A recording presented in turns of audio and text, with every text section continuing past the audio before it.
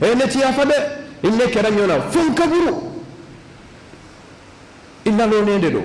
ikanga yafa de ni ma yafa ta ala ka yafa soro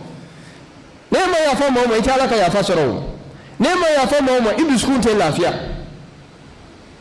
islamiyya de bi yafa kira bayin laje ci dan wala fu samati muhammad sallallahu alaihi wasallam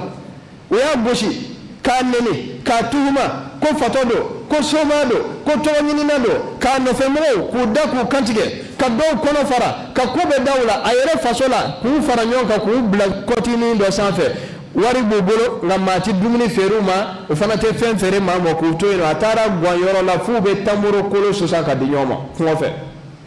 ka ambargo ku ka o madda mo kula ka goshi agwana ka gwan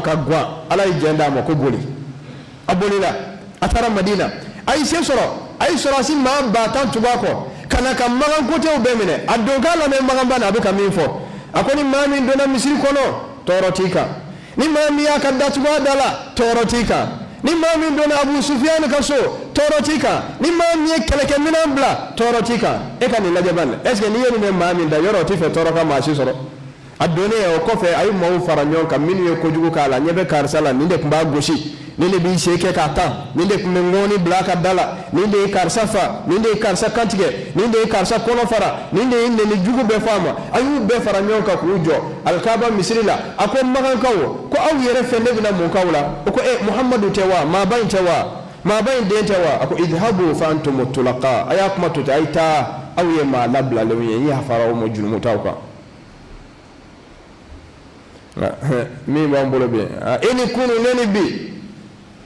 ni yenna dawa illa lo nedo eni kunu neni bi woshini fana be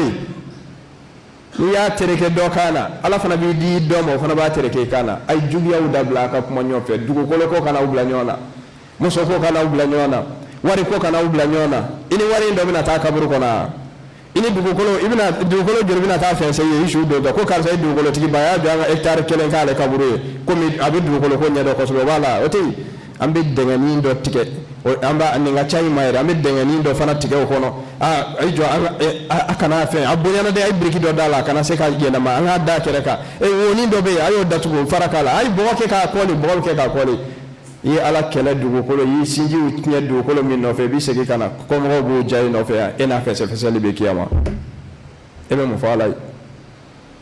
ya me folo ko ni warti ga jo nga wari do ni shurala finin de bi la no e kasange poshi tala